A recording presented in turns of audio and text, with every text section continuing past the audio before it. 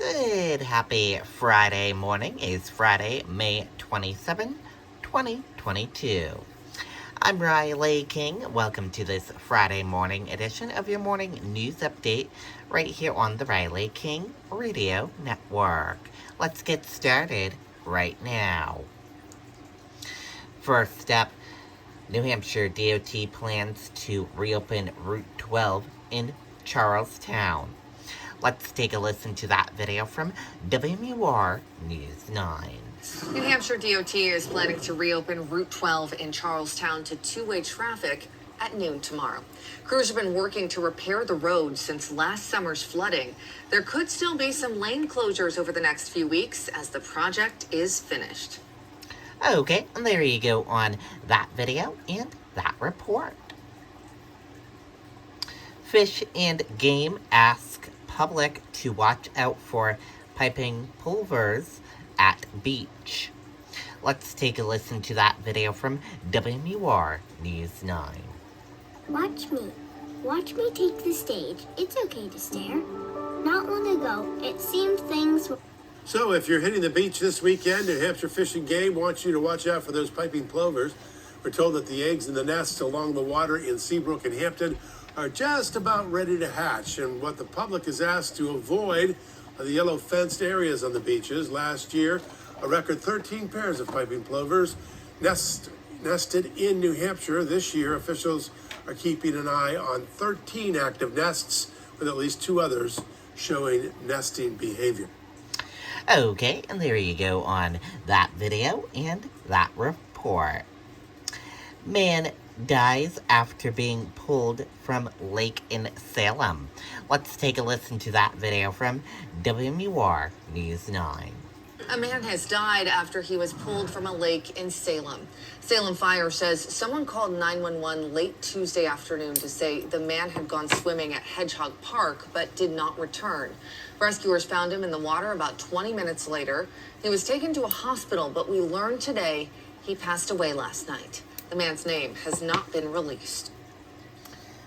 Okay, and there you go on that video and that report. Health officials reported 3 new COVID-19 deaths. Let's take a listen to that video from WMUR News 9. 3 more deaths in New Hampshire are being blamed on the COVID-19 pandemic. That brings total deaths since the start of the pandemic to 2,331. The state also announced 641 new cases today, with active cases approaching 4,800. 121 COVID-positive patients are in Granite State hospitals tonight. 32 are receiving COVID-specific treatment. Okay, and there you go on that video and that report.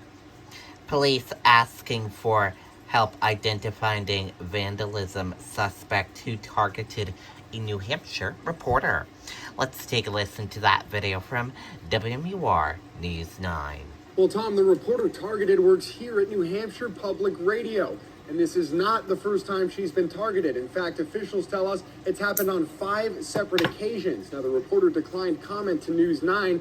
And this all happened just last weekend at her home in Melrose, Massachusetts.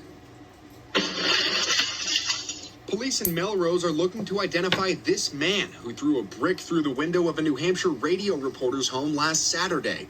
As part of this ongoing investigation, the police are looking at the recent work of the woman who lives in that home. Middlesex County District Attorney Marion Ryan says the vandal also spray painted the words "just the beginning" on the home. Tonight, that window is boarded up.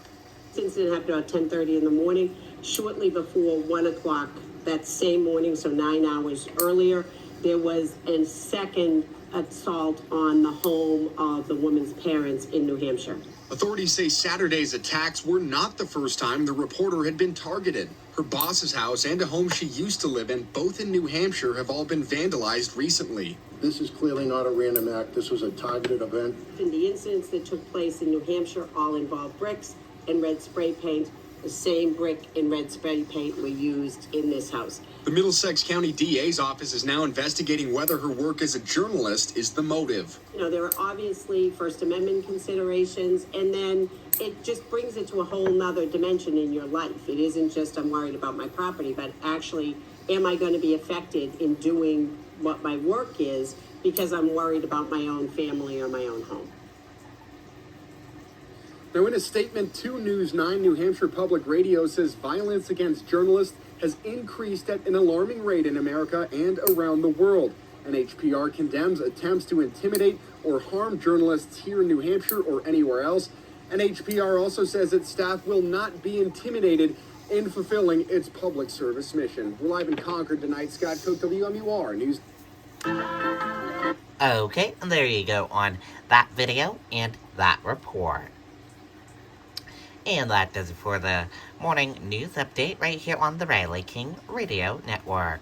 Thank you for tuning in and listening to this morning news update. Have a wonderful day, everyone, and goodbye.